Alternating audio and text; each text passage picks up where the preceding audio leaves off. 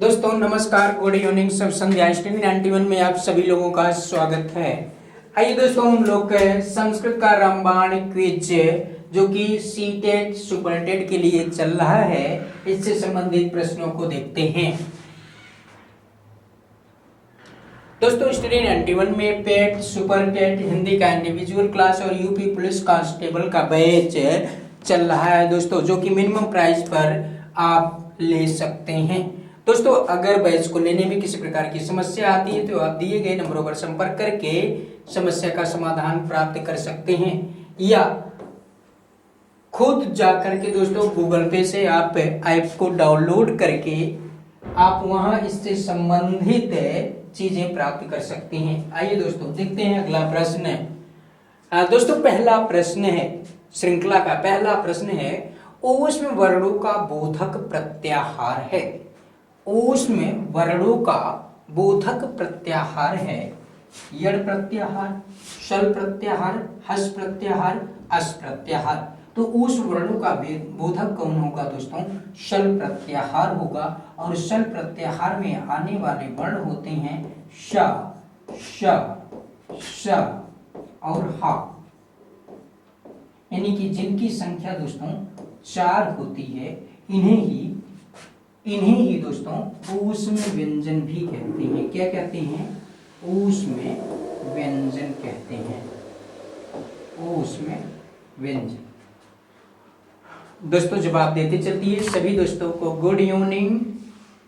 और एक बार दोस्तों लिंक को शेयर कर दीजिए, लिंक को शेयर कर दीजिए दोस्तों। आइए दोस्तों देखते हैं यड़ को क्या कहते हैं दोस्तों। यड़ प्रत्याहार के अंतर्गत आता है या, वा, रा और ला। या, वा, रा, ला, जिनकी संख्या दोस्तों कितनी होती है? 4 होती है। इन्हीं को हम कहते हैं अंतस्थ व्यंजन। इन्हीं को क्या कहते हैं? अंतस्थ व्यंजन कहते हैं। अंतस्थ व्यंजन कहते हैं।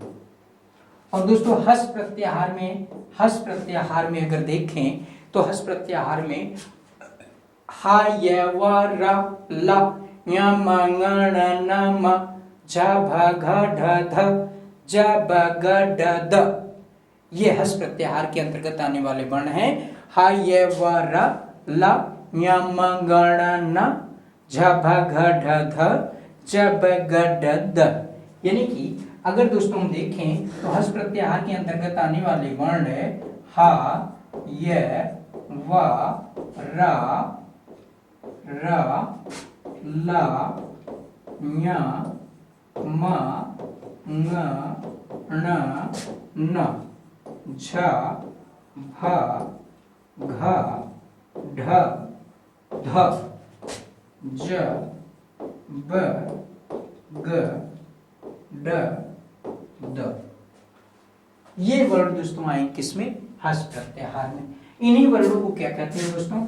अगर हम इन्हीं वर्णों को देखें कि इनको क्या कहते हैं, हस प्रत्याहार में आने वाले वर्णों को कहते क्या हैं, तो इन्हीं वर्णों को दोस्तों कहते हैं संवार। क्या कहते हैं दोस्तों? संवार कहते हैं। और इन्हीं को कहते हैं नाद। इन्हीं को क्या कहते हैं? घोष कहते हैं।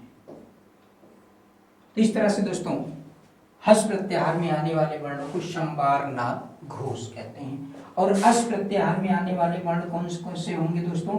तो सभी स्वर होंगे, सभी स्वर होंगे, सभी स्वर होंगे, प्लस हस प्रत्याहार के अंतर्गत आने वाले वर्ण होंगे, प्लस हस, ये होगा अस प्रत्याहार के अंतर्गत आने वाले वर्ण। अस प्रत्याहार के अंतर्गत आने वाले वर्ण। इस तरह से दोस्तों प्रश्न संख्या 1 का विकल्प बी सही उत्तर है। प्रश्न संख्या 1 का विकल्प बी सही उत्तर है। आइए दोस्तों देखते हैं अगला प्रश्न, और सभी दोस्तों का जवाब भी बिल्कुल सही आ रहा है। आइए दोस्तों देखते हैं अगला प्रश्न। अगला प्रश्न है ईषत स्पृष्ट प्रयत्न। ईषत स्पृष्ट प्रयत्न किसका होता है दोस्तों? स्पर्श व्यंजनों का होता है, अंतस्थों का होता है, ऊष्म वर्णों का होता है, स्वरों का होता है। किसका होता है दोस्तों? तो ईषत स्पृष्ट प्रयत्न दोस्तों किसका होगा, अंतस्थों का होता है। स्पर्श व्यंजनों का प्रयत्न क्या होगा दोस्तों, स्पृष्ट होता है। क्या होता है, स्पृष्ट होता है। और अंतस्थों का होता है दोस्तों ईषत स्पृष्ट, ईषत स्पृष्ट, ईषत स्पृष्ट होता है दोस्तों। ऊष्म व्यंजनों का ईषत विपरीत प्रयत्न होता है, ईषत विपरीत प्रयत्न होता है। और स्वरों का दोस्तों विपरीत प्रयत्न होता है, स्वरों का विपरीत प्रयत्न होता है। स्पृष्ट के अंतर्गत आने वाले वर्णों को अगर दोस्तों हम देख लें, स्पृष्ट के अंतर्गत कितने वर्ण आएंगे, ईषत स्पृष्ट के अंतर्गत कितने आएंगे और विपरीत के अंतर्गत कितने आएंगे, अगर इसको देख लें तो स्पृष्ट के अंतर्गत दोस्तों 25 व्यंजन वर्ण आते हैं। कितने, 25 वर्ण आते हैं। ईषत स्पृष्ट के अंतर्गत 4 वर्ण आते हैं, 4 वर्ण आते हैं। ईषत विपरीत के अंतर्गत भी दोस्तों 4 वर्ण आते हैं और विपरीत के अंतर्गत 9 स्वर आते हैं, 9 स्वर। इस तरह से दोस्तों 25 ये व्यंजन वर्ण है, ये व्यंजन वर्ण, यानी कि 25 में अगर 4 जोड़ दें और फिर 4 जोड़ दें तो 25 4 29 4 33, कुल 33 व्यंजन वर्ण होते हैं, कुल 33 व्यंजन वर्ण होते हैं। इन 33 व्यंजन वर्णों में 25 वर्ण स्पृष्ट कहलाता है जो कि स्पर्श व्यंजनों का होता है। 4 वर्ण ईषत स्पृष्ट कहलाता है जो कि अंतस्थों का होता है। 4 वर्ण ईषत विपरीत होता है जो कि ऊष्म वर्णों का होता है। और 9 स्वर विपरीत होते हैं जो कि स्वरों का होता है। किसका होता है, स्वरों का होता है। दोस्तों ये हुआ दूसरा प्रश्न। दूसरे प्रश्न का विकल्प बी सही उत्तर होगा। अगला प्रश्न है दोस्तों, अंतस्थ वर्ण है श श श ह, या रा ला व, छ त्रा ज्ञ का ख ग घ। दोस्तों अंतस्थ वर्ण कौन है, या के बाद दोस्तों होना चाहिए वा। या के बाद क्या होता है, या के बाद होता है वा, इसको वा होना चाहिए।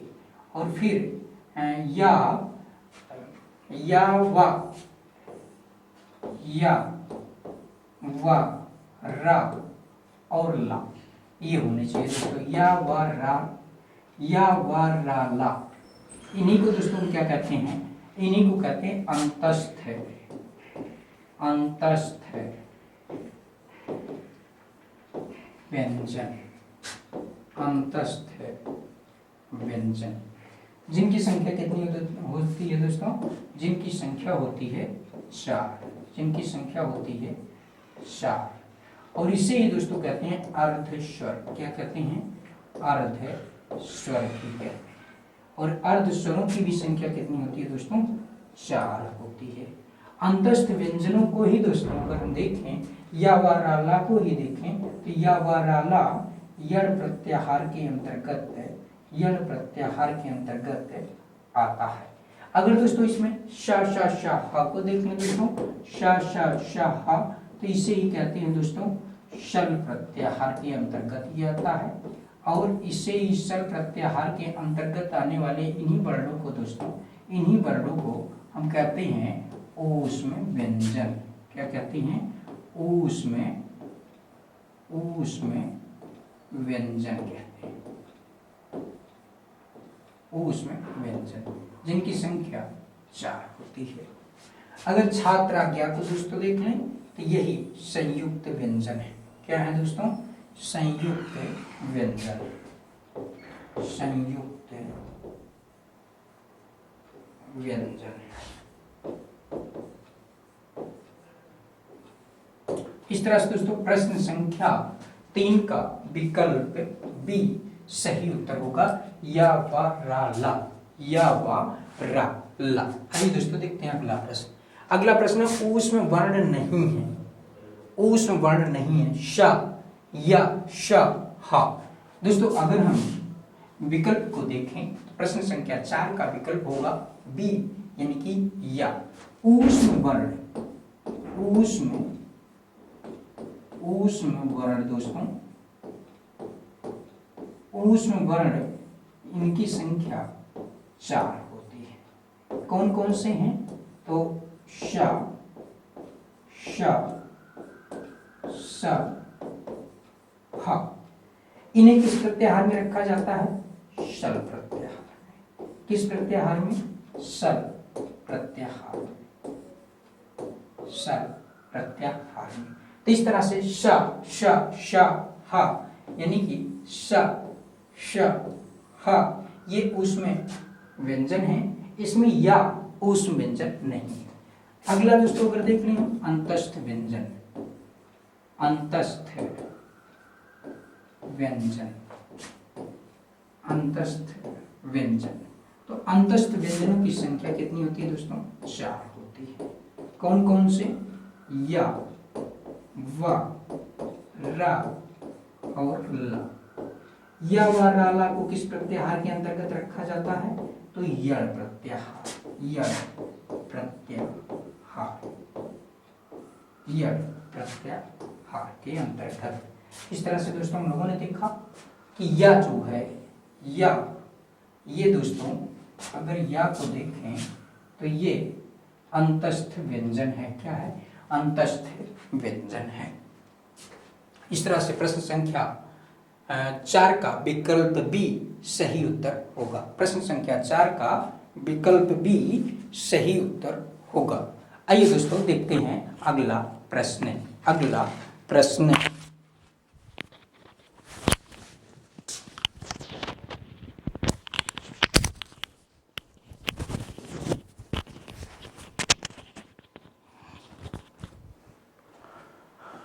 अगला प्रश्न है दोस्तों स्टडी 91 में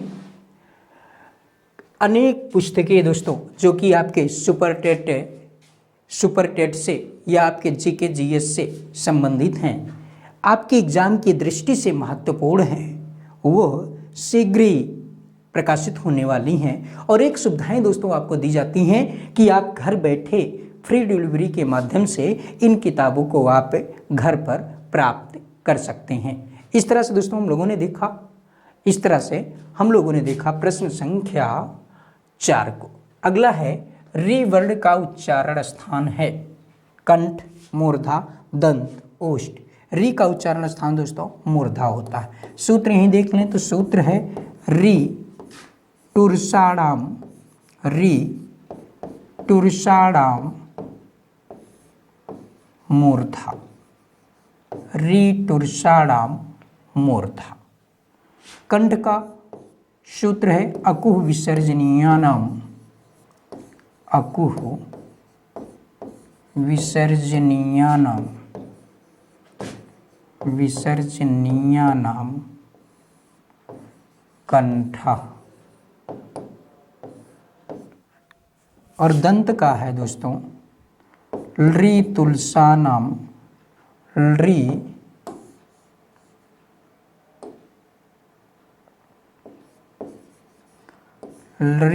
तुलसानाम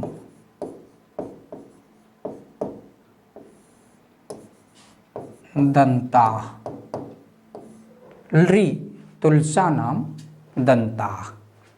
अगला है दोस्तों ओष्ठ, उपू पद्मानीयानाम, उपू पद्मानीयानाम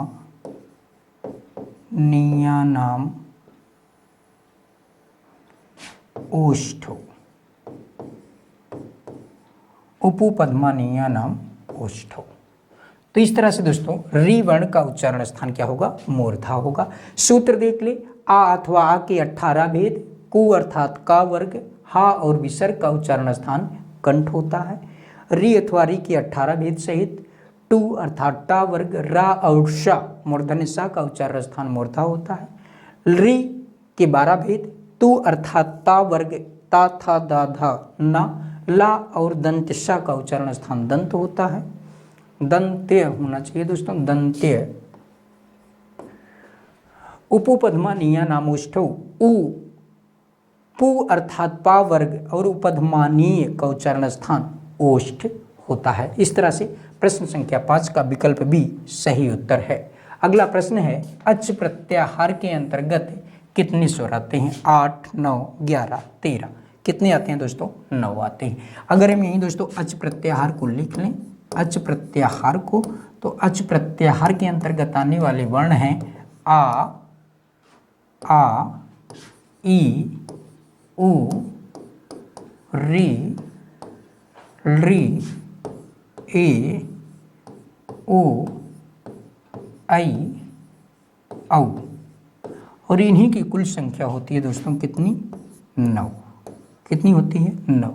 यही अच प्रत्याहार दोस्तों एक से लेकर 4 सूत्रों में वर्णित है। इसी अच को दोस्तों क्या कहते हैं? स्वर भी कहते हैं। क्या कहते हैं? स्वर भी कहते हैं। तो इस तरह से दोस्तों प्रश्न संख्या 6 का विकल्प बी सही उत्तर होगा। प्रश्न संख्या 6 का विकल्प बी सही उत्तर होगा। आइए दोस्तों देख लेते हैं अगला प्रश्न। अगला प्रश्न है अपादान कारक में विभक्ति होती है द्वितीया, तृतीया, चतुर्थी, पंचमी। अपादान में दोस्तों कौन सी होगी? पंचमी। क्षम्यतां, अपादान है पंचमी अपादान। क्या होगा? पंचमी अपादान होगा। अब पंचमी किसमें? अपादान।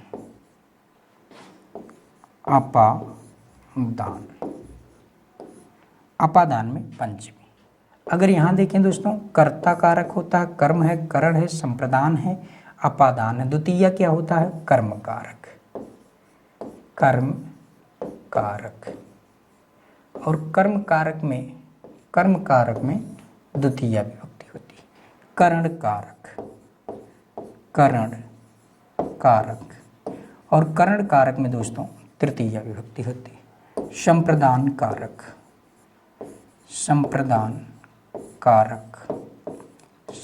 कारक में चतुर्थी विभक्ति होती है और अपादान कारक में पंचमी विभक्ति होती है। अपादान कारक में पंचमी विभक्ति होती है। इस तरह से दोस्तों हम लोगों ने देखा, पूछा जा रहा था अपादान कारक में विभक्ति होती है तो अपादान कारक में पंचमी विभक्ति होती है। अपादान में पंचमी विभक्ति होती है। 7 का डी विकल्प सही उत्तर है और दोस्तों का जवाब भी सही आ रहा है। डी विकल्प बिल्कुल सही उत्तर है। आइए दोस्तों देख लेते हैं अगला प्रश्न। अगला प्रश्न है अंतरा त्वाम माम हरि ही किस सूत्र का उदाहरण है?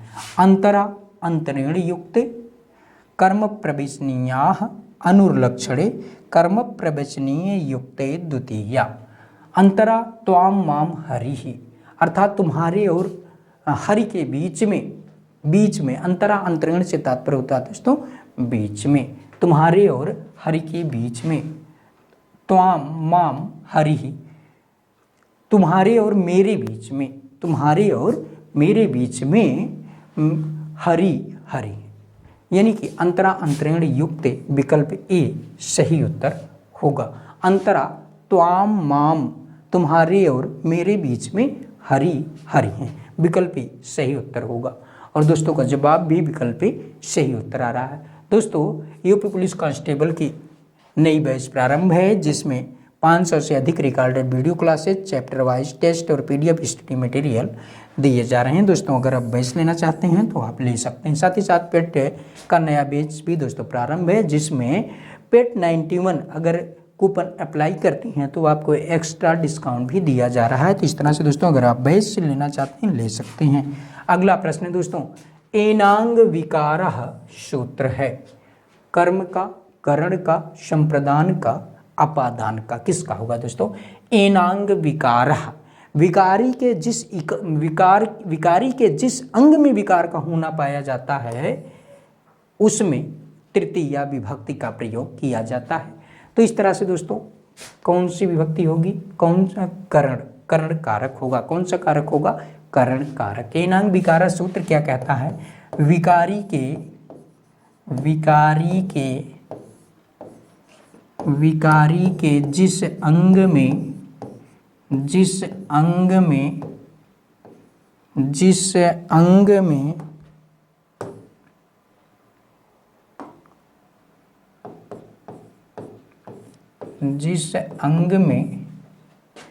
विकार का होना पाया जाता है, विकार का होना पाया जाता है, होना पाया जाता है, उस अंग विशेष में, उस अंग विशेष में, उस अंग विशेष में प्रकृत सूत्र द्वारा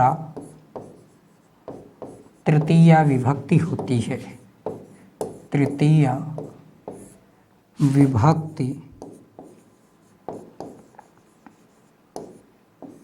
होती है।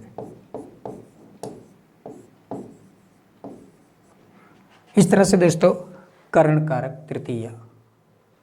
आइए दोस्तों देखते हैं अगला प्रश्न है और दोस्तों का जवाब भी सही आ रहा है। दोस्तों जवाब भी दोस्तों का बिल्कुल सही उत्तर आ रहा है। आइए दोस्तों देखते हैं अगला प्रश्न। अगला प्रश्न है गंगोदकम का संधि विच्छेद है। गंगो प्लस दकम, गंग प्लस उदकम, गंगोद प्लस कम, गंगा प्लस उदकम। शब्द है दोस्तों गंगोदकम, बनेगा शब्द है गंगोदकम,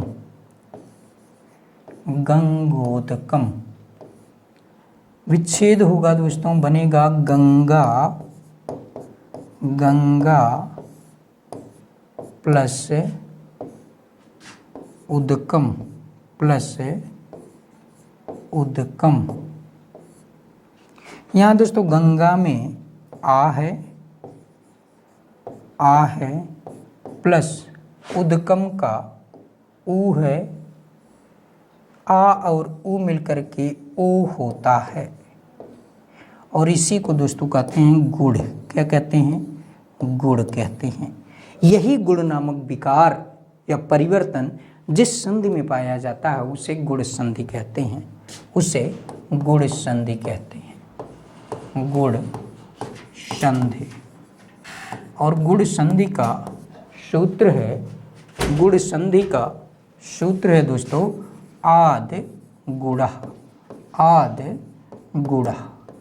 गुड़ संधि का सूत्र है आद गुड़ा, आद गुड़ा। दोस्तों अगर संज्ञा विधायक सूत्र को यहीं देखें, गुड़ संधि का संज्ञा विधायक सूत्र है, अगर गुड़ का संज्ञा विधायक सूत्र देखें अदेंग गुड़ा। क्या होता है? अदेंग गुड़ा होता है। और ये अदेंग गुड़ा दोस्तों संज्ञा करता है, संज्ञा। कौन सी संज्ञा करेगा दोस्तों? गुड़ संज्ञा, गुड़ संज्ञा करता है। अदेंग गुड़ा में दोस्तों गुड़ संज्ञा गण कितने हैं? आ, ए, ओ। इनकी संख्या होती है 3। तो इस तरह से गुड़ संज्ञा करने वाला सूत्र है, गुड़ संज्ञा करने वाला सूत्र है अदेंग गुड़ा अत एंग च गुड़ संज्ञा स्यात्। अर्थात आ, ए, ओ जिनकी संख्या 3 है इन्हीं को हम गुड़ संज्ञा कहते हैं, गुड़ संज्ञा कहते हैं। और गुड़ संधि करने वाला सूत्र है आद गुड़ा। क्या है दोस्तों? आद गुड़ा, आद गुड़ा।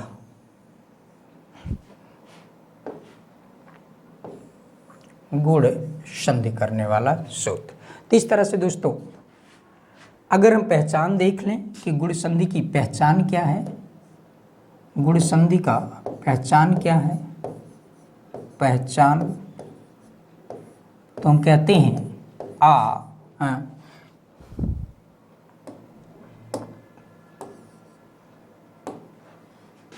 ए,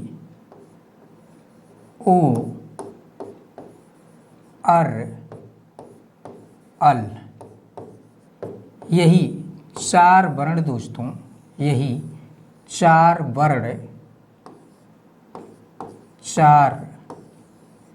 वर्ण गुण संधि के पहचान या गुण संधि के उदाहरण में आते हैं। इस तरह से दोस्तों हम लोगों ने देखा प्रश्न संख्या 10 का विकल्प डी सही उत्तर है। अगला प्रश्न दोस्तों देख लेते हैं। अगला प्रश्न है पवित्रम में संधि विच्छेद कीजिए। पो धन इत्रम, पौ धन इत्रम, पव इत्रम और पा प्लस इत्रम, क्या बनेगा दोस्तों? पवित्रम। शब्द है पवित्रम। विच्छेद करेंगे दोस्तों तो बनेगा पो धन इत्रम, पो धन इत्रम। यहाँ दोस्तों ओ है और इसके बाद ई है, तो ओ के स्थान पर अव हो जाएगा। क्या हो जाएगा? अव। किस सूत्र से?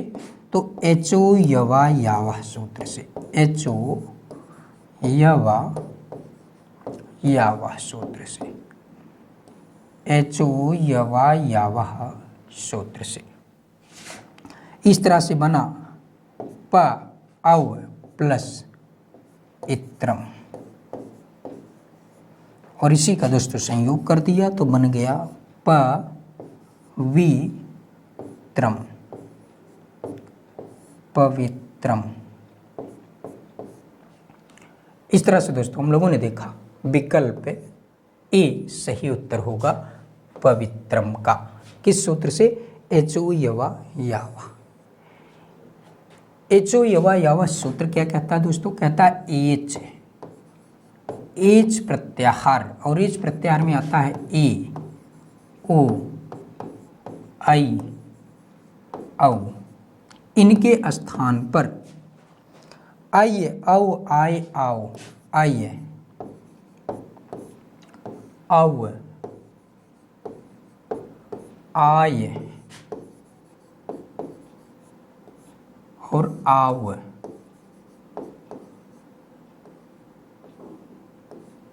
आव हो जाता है।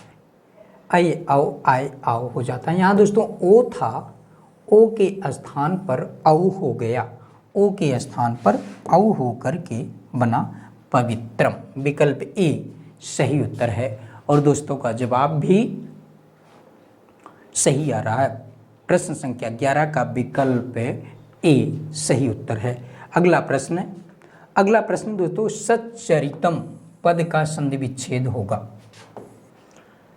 सच्चरितम, सतचरितम, सच्चरितम, सतचरितम। शब्द है दोस्तों सच्चरितम, सच्चरितम। विच्छेद होगा इसका तो बनेगा सत प्लस चरितम, सत प्लस चरितम। यहाँ दोस्तों ता है जो कि ता वर्ग का है और इसका योग हो रहा है चा वर्ग के चा से। सूत्र है स्तोह इश्चुना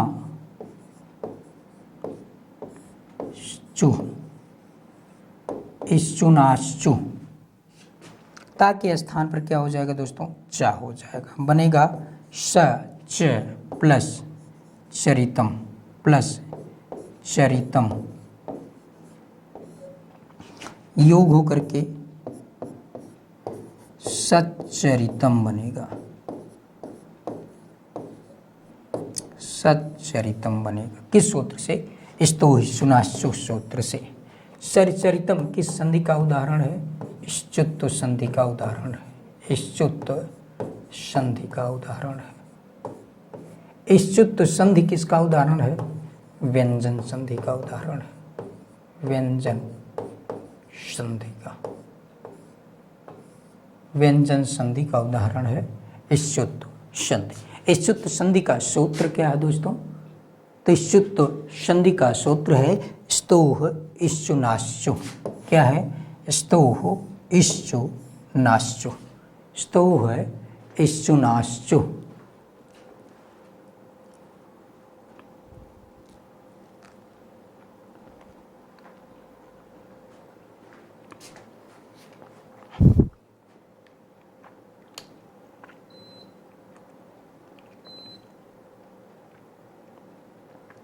आइए दोस्तों देखते हैं अगला प्रश्न। दोस्तों यूपीएसएससी पेट का नया बैच प्रारंभ है। अगर आप यूपीएसएससी का बैच लेना चाहते हैं तो आप बैच ले सकते हैं दोस्तों। इसके लिए अगर आप कूपन अप्लाई करते हैं पेट 91 तो आपको एक्स्ट्रा डिस्काउंट भी प्रदान किया जाएगा। साथ ही साथ सुपर टेट का नया बैच भी दोस्तों स्टार्ट है, जिसमें video classes, chapter wise test और पीडीएफ स्टडी मटेरियल दिए जा रहे हैं। दोस्तों अगर आप बैच लेना चाहें तो ले सकते हैं।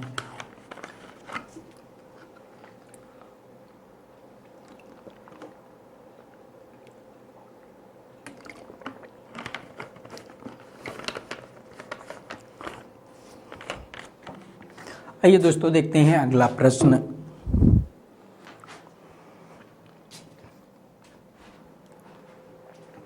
समस्त पद रूपवद भार्या का विग्रह होगा। रूपवती च भार्या च, रूपवती भार्या यस्य सा, रूपवती भार्या यस्याह सा, रूपवती भार्या यस्य सा, रूपवती भार्या यस्य सा। विकल्प बी सही है। बहुव्रीहि समास का उदाहरण देखो, रूपवती भार्या यस्य सा, रूपवत भार्या का उदाहरण विकल्प भी सही उत्तर होगा। अगला प्रश्न दोस्तों, घनश्यामा में कौन सा समास है? कर्मधारय समास, व्ययभाव समास, द्विगु समास, द्वंद्व समास। कर्मधारय में कौन? घन इव श्यामा कर्मधारय समास होगा, कर्मधारय समास। और कर्मधारय समास में क्या होता है दोस्तों? विशेषण विशेष भाव होता है।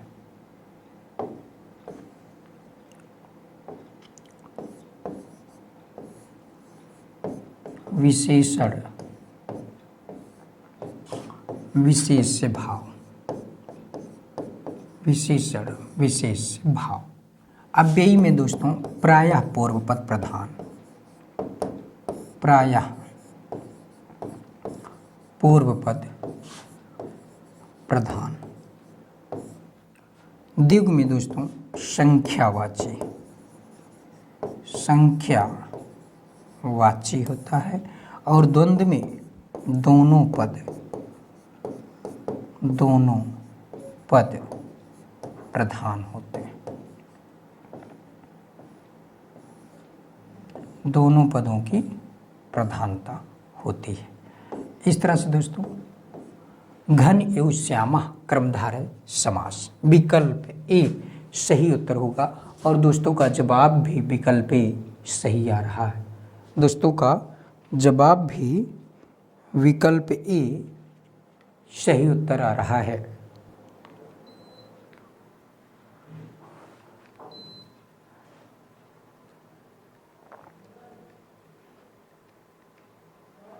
आइए दोस्तों देखते हैं अगला प्रश्न।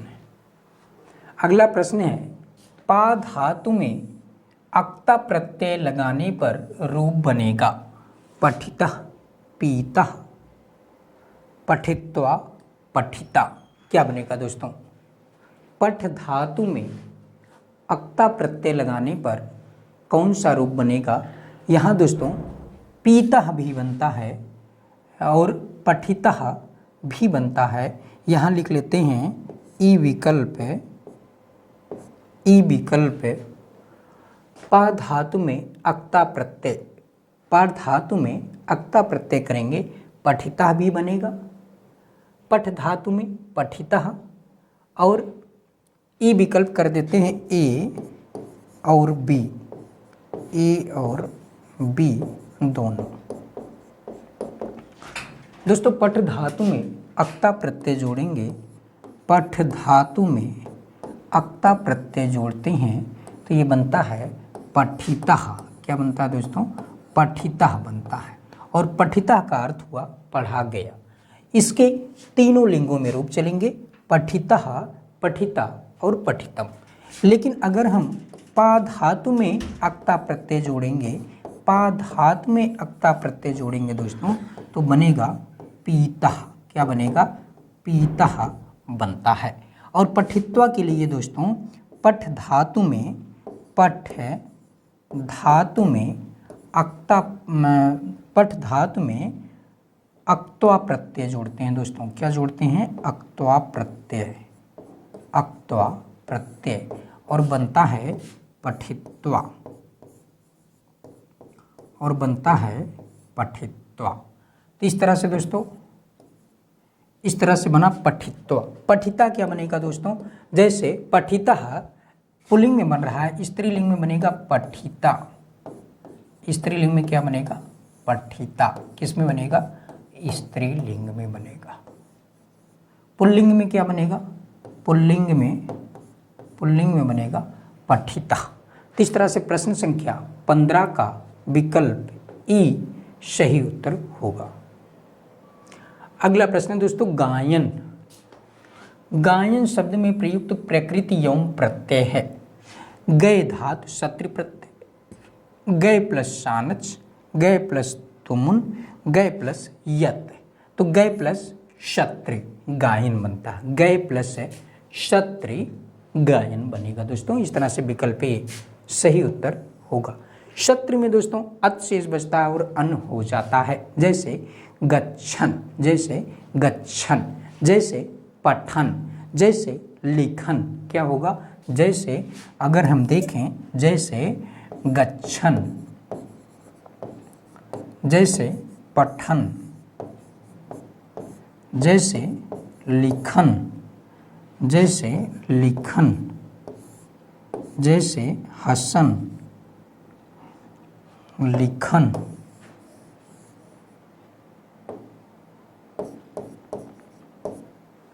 लिखन, जैसे हसन, हस धातु शत्रु प्रत्यय हसन, जैसे चलन,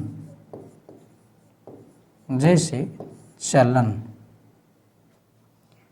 इस तरह से दोस्तों हम लोगों ने देखा शत्रु प्रत्यय के उदाहरणों को। विकल्प ए सही उत्तर होगा और सभी दोस्तों का जवाब भी बिल्कुल सही आ रहा। अगला प्रश्न दोस्तों हिंदी व्याकरण की इंडिविजुअल क्लास जो ली जाती है और जिसका नया बैच प्रारंभ हो रहा है नितिन सर द्वारा।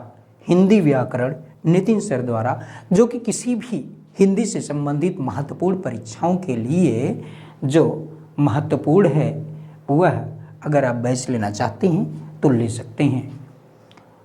आइए देखते हैं अगला प्रश्न। अगला प्रश्न है दोस्तों, दधि शब्द का पंचमी एक वचन में रूप होता है।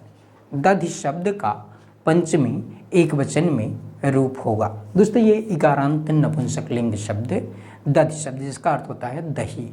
रूप चलता है दधि, दधि, दधना, दधने, दधि, दधि, दधना, दधने, दधना, दधना, दधनी या दधनी तथा हे दधे या हे दधि रूप चलता है। रूप को लिख लेते हैं दोस्तों यहीं, और रूप क्या बनेगा, पंचमी एक वचन दधना बनेगा, बी विकल्प सही। एक वचन में अगर इसके रूप को देख लें दोस्तों, एक वचन में इसके रूप को देख लें तो बनेगा दधि, दधि, दधि, दधि प्रथमा द्वितीया, दधना बनेगा दधना तृतीया में, दधनी, दधनी चतुर्थी में, दधना पंचमी, दधना षष्ठी, दधना षष्ठी, दधनी या दधनी या दधनी ये बनेगा सप्तमी में। किस में बनेगा दोस्तों, सप्तमी में। और हे दधि या हे दधि, हे दधि ये बनेगा आपका संबोधन का रूप। तो रूप बना आपका दधि, दधि। अगर रूप ऐसे चलाएंगे एक वचन द्विवचन में तो दधि, दधनी, दधीन, दधि, दधनी, दधीन। लेकिन ऐसे बनता है दधि, दधि, दधना, दधने, दधना, दधना, दधनी या दधनी, हे दधि या हे दधि और रूप बनेगा। प्रश्न संख्या 17 का विकल्प सी पंचमी में, पंचमी और षष्ठी दोनों में दधना रूप बनता है। क्या बनता है, दधना रूप बनता है। दोस्तों अगला प्रश्न है, एकस्या भाषाया अधिगम समय छात्रः समुचित रूपेण समुचित रूपेण सरल शब्दान अपि वक्तुं समस्या अनुभवति इति अवगन्तुं शिक्षकायां परीक्षाम् आयोजयत् सा कथ्यते। अर्थात एकस्याः भाषायाः अधिगम समय, एक भाषा के अधिगम समय सीखते समय छात्र समुचित रूपेण, समुचित उचित रूप से सरल शब्दान, सरल शब्दों को अपि भी वक्तुम बोलने में या बोलने के लिए समस्या का अनुभव करता है। इत ऐसा अवगंतुम जानने के लिए, शिक्षक याम परीक्षाम जिस परीक्षा को आयोजित करता है, सा कथ्यते, सा परीक्षा कथ्यते, वह परीक्षा कही जाती है। संवादात्मक परीक्षा, समस्या पूर्ति कक्षा, विविक्त बिंदु परीक्षा कक्षा, क्षमता दोस्तों, संवादात्मक कक्षा या समस्या पूर्ति कक्षा या विविक्त बिंदु कक्षा या निदानात्मक कक्षा। कौन सा विकल्प सही होगा दोस्तों? प्रश्न संख्या 18 का कौन सा विकल्प सही होगा दोस्तों? बताइए कौन सा विकल्प सही होगा? तो निदानात्मक कक्षा का आयोजन करेगा कौन? शिक्षक। इस तरह से प्रश्न संख्या 18 का विकल्प डी सही उत्तर है और दोस्तों का जवाब भी विकल्प डी बिल्कुल सही उत्तर आ रहा है। अगला प्रश्न है, संस्कृत शिक्षणे व्याकरणस्य अध्यापनेन शिक्षार्थिना किम लाभः भवति? संस्कृत शिक्षण में व्याकरण के अध्यापन से शिक्षार्थियों के द्वारा किम या शिक्षार्थियों के द्वारा किम लाभः भवति, क्या लाभ होता है? धारा प्रवाह में लाभ होता है, शब्द ज्ञान में होता है, साक्षरता में होता है या शुद्धता में होता है। तो डी विकल्प बिल्कुल सही उत्तर होगा।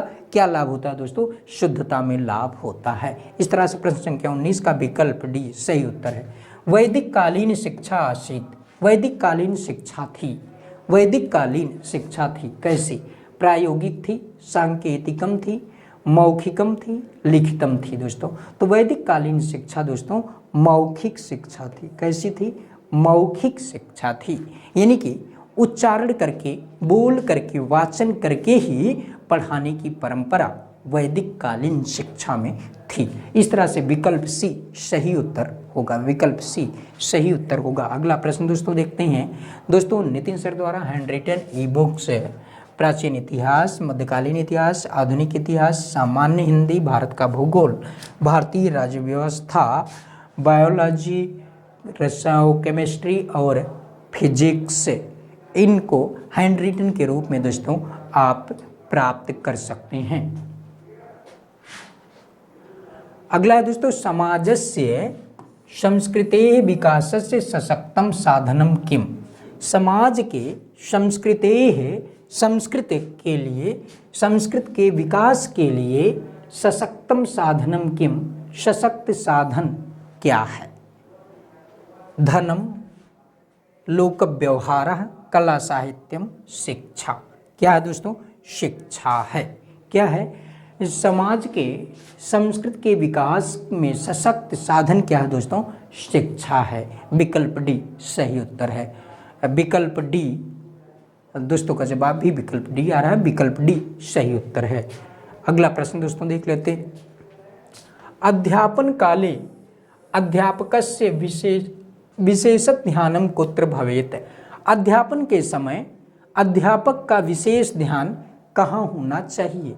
श्यामपट्ट पर, प्रतिभाशाली छात्रों पर, पुस्तकों पर या मंदबुद्धि छात्रों पर? तो मंदबुद्धि छात्रों पर होनी चाहिए। किसका दोस्तों? अध्यापन के समय अध्यापक का विशेष ध्यान, यानी कि विकल्प डी सही उत्तर होगा, विकल्प डी सही उत्तर होगा। अगला प्रश्न दोस्तों देख लेते हैं। कीदृशी शिक्षा मनोविज्ञानानुगुणं भवति? किस प्रकार की शिक्षा मनोविज्ञान के अनुसार होती है? बाल केंद्रिता, विषय केंद्रिता, पाठ्यक्रम केंद्रिता, विद्यालय केंद्रिता। कौन सी शिक्षा दोस्तों यह मनोविज्ञान के अनुसार होती है? तो बाल केंद्रिता, बाल केंद्रित शिक्षा ये मनोविज्ञान के अनुसार होती है। इस तरह से दोस्तों हम लोगों ने देखा प्रश्न संख्या 23 का विकल्प ए सही उत्तर है और दोस्तों का जवाब भी सही उत्तर आ रहा है। आइए दोस्तों देखते हैं अगला प्रश्न। दोस्तों आज के लिए बस इतना ही। हम लोगों ने देखा महत्वपूर्ण प्रश्न श्रृंखला। दोस्तों मिलते हैं कल सायंकाल 7 बजे। तब तक के लिए आप सभी दोस्तों को शुभ रात्रि।